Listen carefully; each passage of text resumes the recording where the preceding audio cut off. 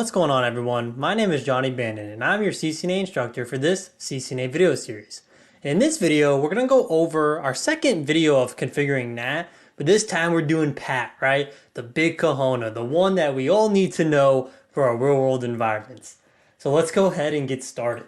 So like in all of our labs, of course we're going to start with our EVE-NG topology. So you can see here we have the instructions on the screen, and for our paid viewers, this lab and its initial configurations and baselines and images are available to you in our Google Drive. For our free customers, please feel free to check out our EVE-NG how-to videos to set up a similar lab, and those videos show you how to actually just full configuration of EVE-NG and how to actually put an iOS into EVE-NG to be used. So we always start out by going to our GitLab, which is available to everyone. In this GitLab, which should be in the link below if you're on YouTube, we're in section 6, and this is going to be NAT Lab 1. And in this repo or this folder, you're going to have the network diagram and then our instructions down here, which I'm going to bring off to the right to the second monitor that you cannot see. Now let's get my face out of there because we're here for configuration, right? So let's go ahead and just go over this environment that we have set up before we dive into the CLI and go over our instructions to configure PAT. So what we have here is this router, and this should be R1. This will be R2. We have R2, which its addresses, or its like, I guess LAN, yeah, our LAN, that's enterprise, is going to be 10.10.20.0/24. It's connected to R1 over here, and this is its connection over to R1. This is supposed to be a /30. Sorry for the little mistakes on there. And then we have our R1 here, which is going to be considered our border router, and this is where we're going to configure PAT. And our outside interface here is going to be gig01, which is connected off to our cloud here, what EVE-NG considers the internet, right, or our ISP. And what this management cloud does is it's going to give our devices in our EVE-NG environment access to our actual virtual network. So really this management cloud gives this router or any device connected to it access to the default gateway 192.168.1.1, which is actually the default gateway on my actual Wi-Fi that I'm using for my home network. So this management cloud is going to let you escape essentially this VM and reach the rest of the network. And again, you can watch any really video on EVE-NG where they talk about, on YouTube, where they talk about connecting devices out to the internet, EVE-NG. This is how they do it. If you want to know how to do this, there's plenty of videos out there. Knox Hutchison has a great video on how to connect devices in EVE-NG out to the internet. Essentially, you just got to make sure that the VM, and I have an ESXi host running an EVE-NG VM.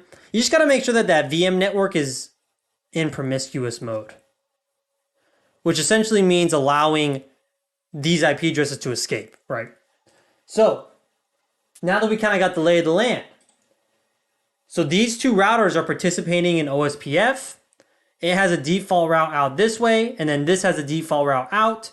And now we need to configure NAT to make sure that every network on what we consider the inside network is able to reach the internet. So let's go over our steps here. So step 1, we're always going to, of course, turn on our devices, which is done over here in this left pane with more actions, start all nodes. And then for our paid customers, the baseline and the pre-configuration like OSPF and the static routes should already be done for you if you download our labs from our Google Drive. For our not paid customers, of course, in our GitLab, which is available for anyone, we have baselines that you can paste in at the root of this repository. So we're going to do those steps, step 1, step 2. Then step 3, we're going to verify all IP addressing and routing. So I'm going to do that with you. And let me just, this is from our static NAT video. Let me get rid of all this. So we're going to console in to our devices here. And this switch is just what I call a dummy switch. There's no configuration on it because we don't have VLANs in use. We don't need trunks. And look at this. It looks like I didn't save the configuration. So it looks like we're going to have some fun here because we're going to have to start from the very beginning. I thought I exported my configs, Let's see. Let's go ahead and actually just see if there is a startup config in there. Yeah, there is. So you know what? Let's go ahead and what we actually can do here is type in show startup config. Not present. But if we reboot this device, we should see it. So what I'm going to do here is stop these devices because those are the ones that really matter. And we'll stop the PCs as well. And then we're just going to go ahead and start them. And then I'm going to pause the video because my viral routers that I have on my ESXi server are currently running on hard disk. So if I had solid states in there, they'd boot up a lot faster. But I decided to install hard disk. Really not thinking forward there. So let me just go ahead and pause the video. And I'll restart this video when these devices come up. Okay, so we're back. And I just did the configurations again. The starter config, I guess, didn't save, and I'm going to definitely fix that. So for any of our paid viewers, like we say, everything should be configured and you should just be focusing on PAT. So during that pause, I just had a little epiphany of what it kind of just want to go over this architecture a little bit more. So people that aren't used to EVE-NG and how to connect out to the internet can understand what's happening here. So in my home network, I have my router that's connecting me out to the internet. I have a Ubiquiti Dream Machine Pro, highly recommend. So I have my public IP,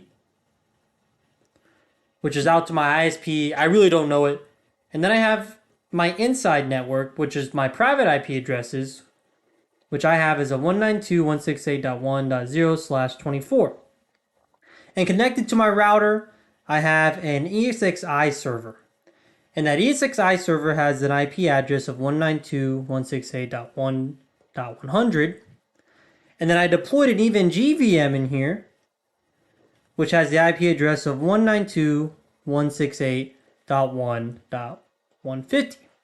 And in this EVE-NG VM, right, I have this management cloud that allows me to configure a router in that environment to be part of this subnetwork, which is what my home network is using. So this router right here, just one device, is going to be configured with an IP address that sits within that subnet. Because this cloud device essentially lets the application EVE-NG connect out to our actual VM network, which again resides within the subnet of our actual LAN network in my home. And then my home router is doing NAT translations for this entire network here. So this router right here, R1, it will be able to reach the internet just by giving an IP address here and then one static route. But only that interface that connects out that's a part of this subnet will be able to reach. If this router has another connection out like we have in our environment that cannot sit on that 192.168.1.0/24 network, these IP addresses will not be able to reach out. Because essentially what's going to happen is this router that tries to ping out to the internet, that packet, the source address is going to be 10.10.10 and .2, that's going to be the source address.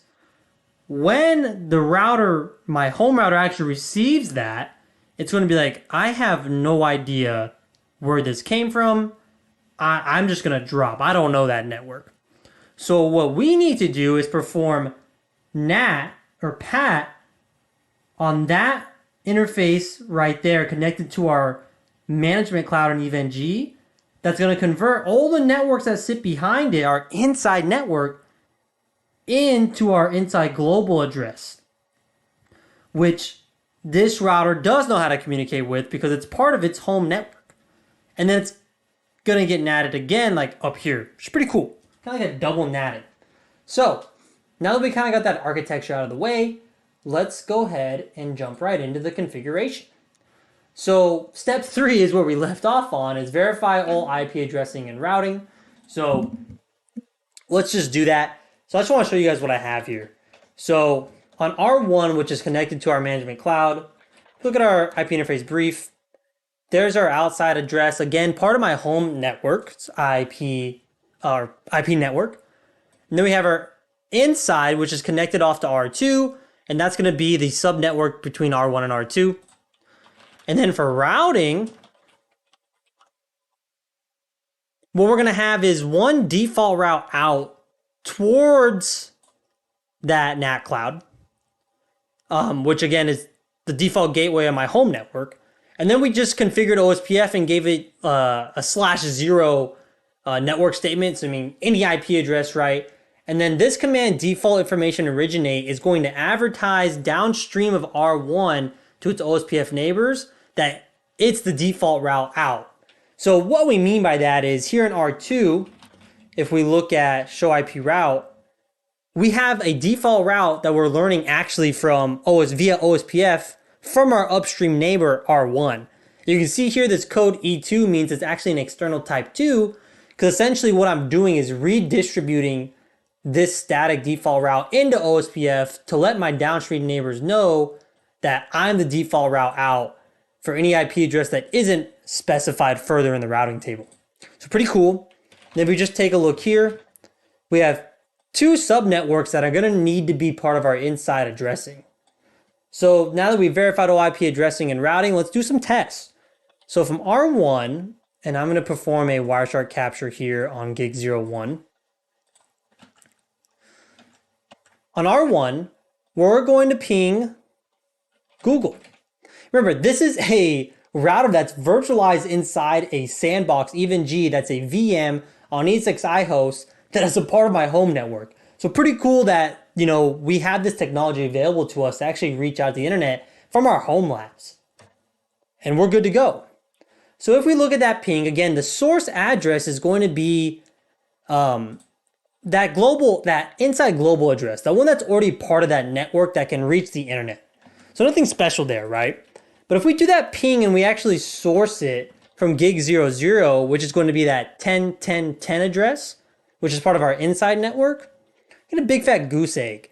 And again, that's because the router that it's getting sent to, my home router, is just discarding. I don't know where 10.10.10, that's not a source address I'm aware of, so I can't route this packet. Okay, so now let's go ahead and do our NAT statements. And then again, right, when we saw the pings getting sourced from there, we're like, no response seen, right? Nothing. So let's quit this Wireshark capture. It's not going off in the background like that. And let's go ahead and start with our pack configuration. So the first thing we need to do is define our inside network. So for R1, if we just looked at R1, show IP interface brief, include up, we know we need to define this network. However, let's just look at the routing table for what we're learning via our neighbors. And we also need to define this because our users over here also need to reach the internet. So what we're going to do here is create IP access lists standard, just in a standard one because we're just defining a subnet or a network. And we're going to name this, let's say, inside addresses. And then we're just going to permit 10.10.10.0 with a wildcard mask of /24. So 00255. We're going to hit that log because I want to see the hits on this. We need that log command. Some iOS versions, you don't need that log command. It's going to show you the matches when we look at that access list. So step one is done. We're going to define our inside addresses. So again, we're on step 4 right now. So configure pat on R1 so that all networks and diagram can reach the internet. And then next, we're going to do our actual NAT statement. So that's going to be IPNAT inside, source, and we're going to define a list. We're not doing static. We didn't do a route map, which we could have, but we created an access list to define our inside addresses, and we named it inside addresses. And then we don't have a pool of global IPs that we're going to use for our NAT translation. We just have one outside interface. So in a scenario where, and I'm going to minimize secure CRT here. In a scenario where maybe we have redundant connections out, we could just define a pool of IP addresses that could be used, or we can just stick with defining outside interfaces. And in this case, we just have one interface going out to the internet, our ISP. So we're just going to define the interface, make it simple. So we're going to type in interface, And then that interface is gig01. And then the most important thing about this is typing in that overload command. Because if we don't have PAT and we don't have the one public IP address for multiple mini mappings of our private IPs. And then the next step, define our inside and outside interfaces. So do show IP interface brief include up. Gig00 is going to be our inside, and then gig01 is going to be our outside. And then we see this NVI address created. Now what this is it was Cisco's way of trying to simplify NAT by giving yourself a network virtual interface that you could use to define all inside addresses. And to be honest, I've never really configured the network virtual interface like manually myself. It just always on some iOSs, it'll be created once we define the inside and outside and after this like NAT command. So can't speak too much on this. You know, we could look at documentation, but essentially we don't need to worry about that right now. What we need to do is go ahead and still define our inside and our outside interfaces. So we're going to type in IPNAT inside here on gig00. Again, we're just getting that message about the CPU overutilization. And then we're going to go to interface gig01, which is going to be our IPNAT outside. Awesome. And then if we type in show IP interface brief, we can still see that NVI is still created, but that should be it for our NAT translations. So now let's go ahead and do that ping again. Let's go ahead and source it from gig00. And boom, look at us. We are successful. So let's go ahead and go to our users real quick and just make sure that they have connectivity. And look at that, they do. So that's awesome. And we can see, let's go ahead and do a continuous ping here. And let's go ahead and do our captures on both sides of our NAT router. So we're going to do a capture on our inside interface. And we're going to do a capture on our outside interface. I like just seeing how that source address gets replaced. It's just really cool, you know, that it's happening. So then let's just go ahead and minimize these for now. And before we look at our packet captures, let's just go ahead to R1 and look at our show IP NAT translations. And actually, you know what? Let's go ahead and do a ping from both PCs so we can see them both getting translated on our NAT router. So we're going to type in show IP NAT translations and look at this. We can see different inside local addresses all getting translated to one public IP with the port numbers matching. So these sockets matching, only thing getting replaced is that source IP address. So pretty cool. If we go back and let's look at our Wireshark captures now, we can see our capture on the outside interface, it all getting replaced. And you can just see that's it, just that public IP. So pretty cool. You can see that the NAT translation is the same whether it's static or PAT. But again, we need PAT to have multiple users being able to reach the internet when we implement RFC 1918 addresses. All right, so that's going to be it for this lab. I want to thank everyone for viewing and stay tuned for when we go over our next IP service. And I hope you enjoyed these videos. Thank you.